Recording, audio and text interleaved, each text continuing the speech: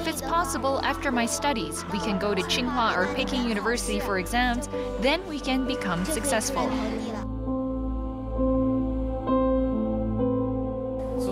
Knowledge can change fate. I'm very optimistic about this. With knowledge, you can have ideals and ambitions. Being a farmer is hard. I hope the kids will study well. I still think changing my fate necessitates more commitment. In hindsight, I was too idealistic. Although I've lived here for a few years, I don't feel I'm a Beijing person. This prosperity has nothing to do with me.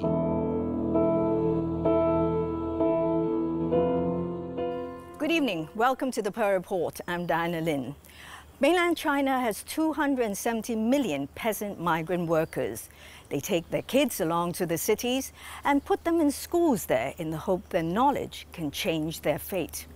But they're often hampered by changing government policies, and it's unlikely that merging rural and urban household registrations can boost peasants' rights.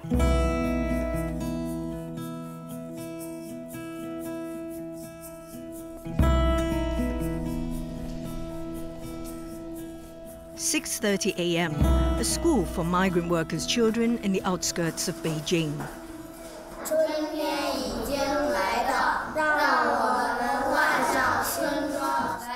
Primary 2 teacher Xue Bai lives at the school along with boarding students. She starts the morning reading at 6:40 every day. The sentiment is deep. Sometimes, inadvertently, I think I feel the same way as in the old days. Xue Bai comes from Xinzhou in Shanxi province. In 2012, after graduating from Teachers College, a friend referred her to teach at this school for migrant workers in Beijing. She earns 2,000 yuan a month. Several teachers share one room. The ceiling flakes and leaks a bit. Clothes have to be dried indoors. When I first arrived, I didn't think much of the school's condition. It looked dilapidated. I wasn't pleased. Later, I thought I'd try it. Maybe it'd get better.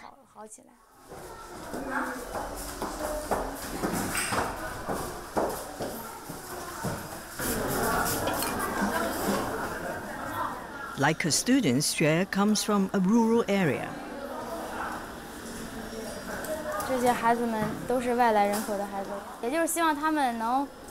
These children belong to outsiders who hope they can, via this channel, gain more knowledge, more exposure, and find a good job. After morning lessons, Xue eats breakfast with other boarding teachers and students. The pupils feel studying is their most vital way out. If it's possible after my studies, we can go to Tsinghua or Peking University for exams, then we can become successful. When we grow up, we can find a job. When we're home, we can buy a house. We can't do this without money. Xue Bai grew up in a village. She's finally come to the city. But for now, she's teaching in a local school in the outskirts. At the time, I really yearned for city life. When I first arrived, I never thought I'd end up in the suburbs, and the school's condition wasn't good. Frankly, I wondered why Beijing has places like this.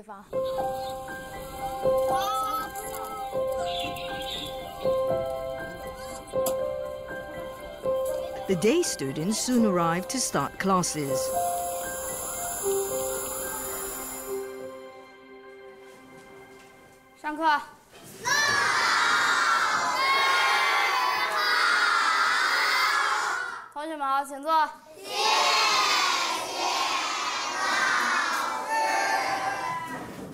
Xue says she had studied hard because she didn't want to follow in her parents' footsteps.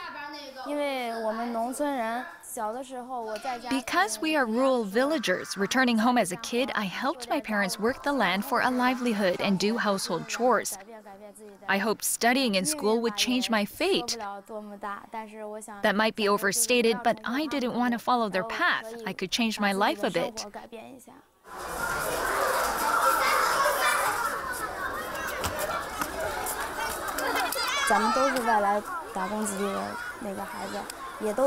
We're all migrant workers' kids. It's not easy. I thought here I could teach them some knowledge. Pass on what I know, teach them.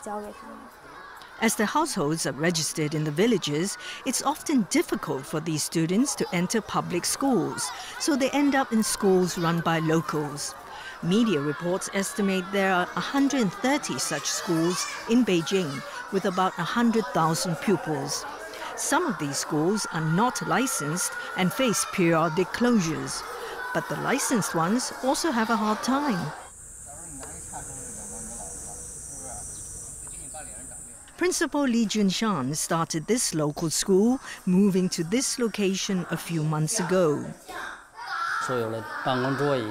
We moved all the desks and chairs for the office and for students here. Even the audio system is newly installed. The school had to move due to a housing demolition. In Principal Li's many years of running a school, this has happened before.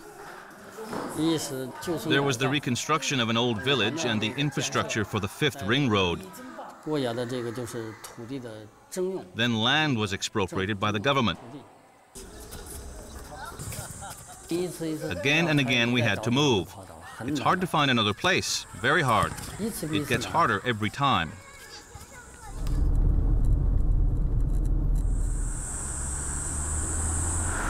This leads to the school's original site.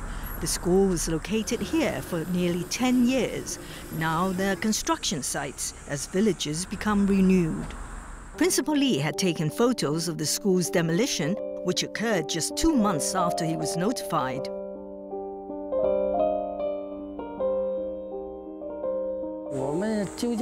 Are we foreigners or workers? It feels a bit like bullying. Not a feeling, it's the truth.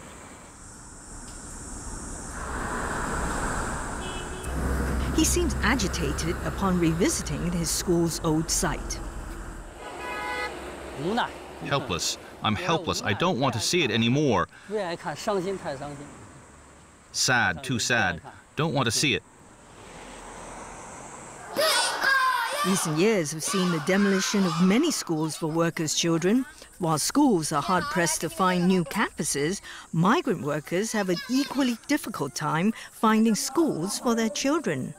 If this school is torn down and we've to close because we can't find a suitable site, if they can't find another school, they've got to go home.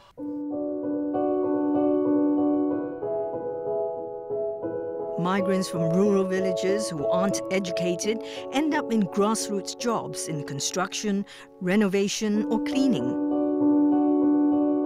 Unwilling to leave their kids behind, most families live in cheaper rental housing in the outskirts and send the children to local schools nearby.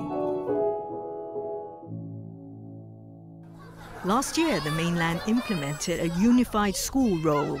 Every student has a lifetime electronic school roll code used for primary, secondary, tertiary, and even graduate schools. But the unified school roll has become a nightmare for migrant workers' families. For instance, in Beijing, they don't have local household registration or hukou, so they need comprehensive documentation to apply for a school roll. Such as pension insurance for guardians. 7 or 8 out of 10 of these guardians or students' parents who come to Beijing don't have social pension insurance. Enrollment in Han Haixue's school is already affected by the new school roll policy. Half of the parents of his preschoolers haven't decided whether to stay or leave. These 20 people have signed up to start in our grade 1, September 1st. 50% is 10 people. These 10 people are vacillating. Wait and see. Ding Wenshu hails from a village in Henan. He became a migrant worker at 16 and has been in Beijing for a decade. He and his friends are investing jointly in a shopping mall. We are settled. My father, my mother, I, my partner, and 2 children live together in Beijing. Ding himself has only junior high school education. He hopes his 2 sons would study well and enter a good university. Knowledge can change fate. I'm very optimistic about this. With knowledge, you can have ideals and ambitions. Can knowledge change his two sons' fate? The future will tell. A more pressing problem is his elder son's school role. Ding Zhiyang is going into Form 1 next school term, and since his school is unlicensed, it can't help students apply for the school roles.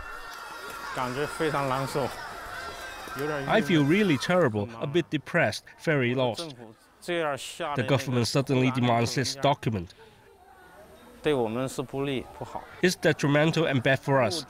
Its goal is to deal with outsiders. He laments a mainlander's fate is too dependent on his family background. What kind of family one is born into determines one's fate for a lifetime. And official sons and grandsons will become successful. Farmers like us without a new lease to life will remain farmers.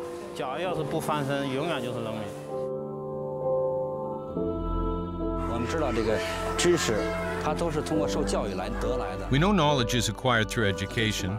Even the right to an education can't be guaranteed, so it's very hard to change one's fate through knowledge.